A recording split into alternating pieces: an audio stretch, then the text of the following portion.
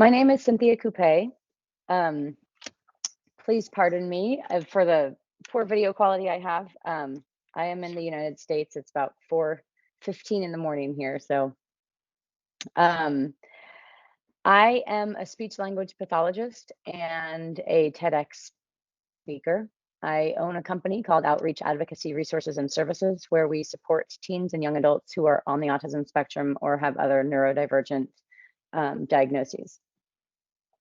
I really resonated with what you said, Andrew, about the more we learn, the less we know. So I I feel like you and I could have written my TED talk together. So much of what I said in there really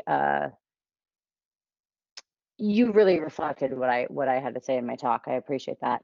So I want to touch a little bit on the increased rate of unemployment, depression, and suicide in this population, as well as what it looks like to be female and autistic.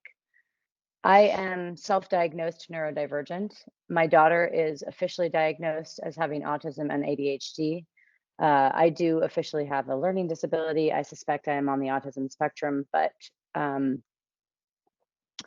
it is difficult to obtain a diagnosis if you are a moderately or high functioning adult in the United States. So, why is there an increased risk of unemployment, depression, and suicide? I feel it's because there's misdiagnoses, and we also focus largely on a deficit based model. So, rather than looking at what strengths are, we're looking at the weaknesses. So, if somebody's been in the system for a very long time, maybe they were fortunate enough to be diagnosed with autism when they were young, all of the goals, all of the interventions focus around what they can't do, not what we are able to do. That's a problem. If we are not diagnosed, then the message that we get from society is also what we can't do rather than what we can do, which is as well quite a problem.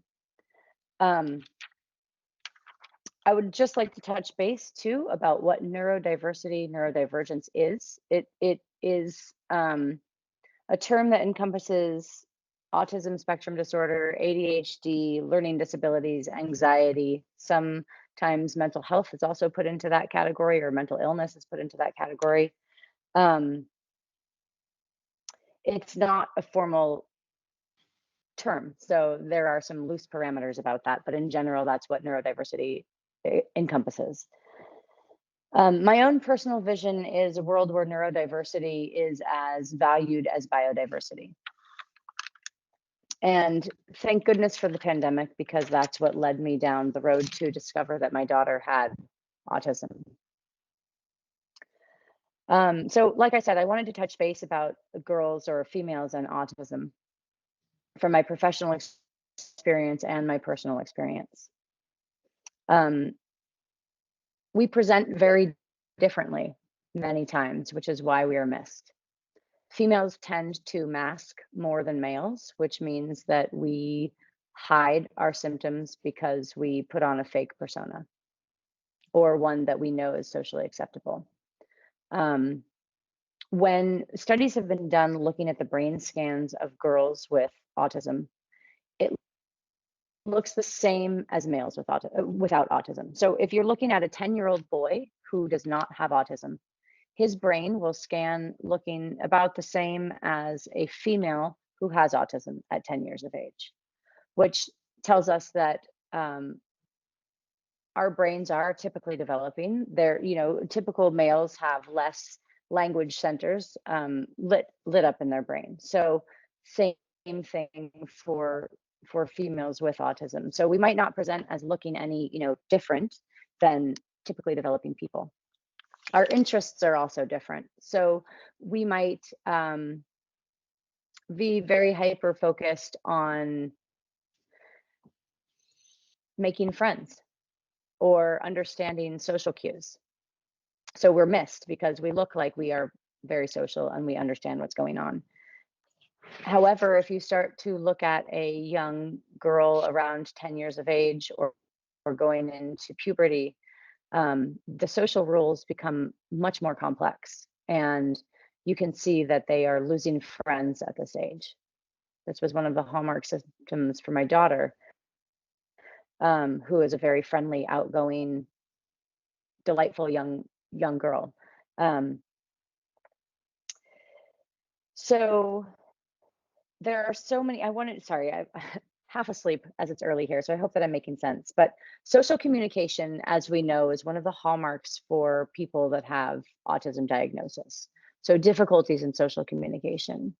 But what I think is really important is to understand that social communication is so much more than eye contact. It's so much more than being able to ask questions or have turn-taking conversations. Social communication can be anything from who you speak to at the grocery store to how you develop deep and meaningful relationships with your peers. Another area that's difficult to diagnose for females typically is the repetitive and restrictive behaviors. Oftentimes, our repetitive and restrictive behaviors are missed because they might look typical. I know one young woman who likes to line all of her colored pencils up by rainbow color. When she was younger, it seemed just sort of like a cute behavior that she had. It was missed. That's one of her restrictive and repetitive behaviors. Some of our restrictive and repetitive behaviors can also be hidden.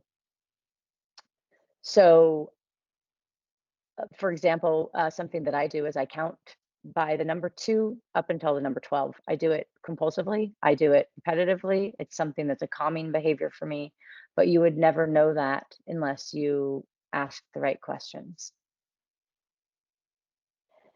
Um,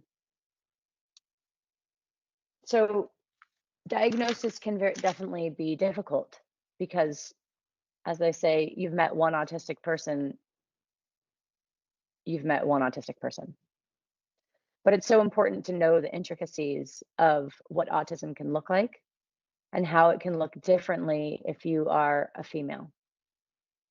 I feel that psychiatrists and medical doctors are such an asset to us because the diagnosis frees us in many ways.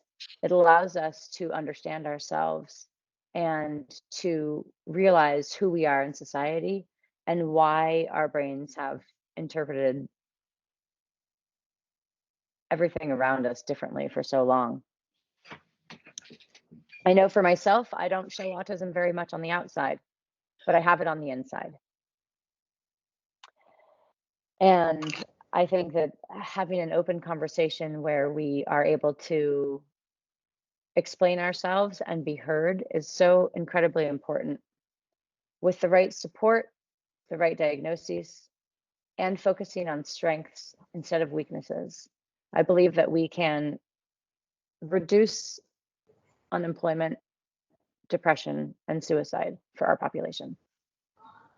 Thank you.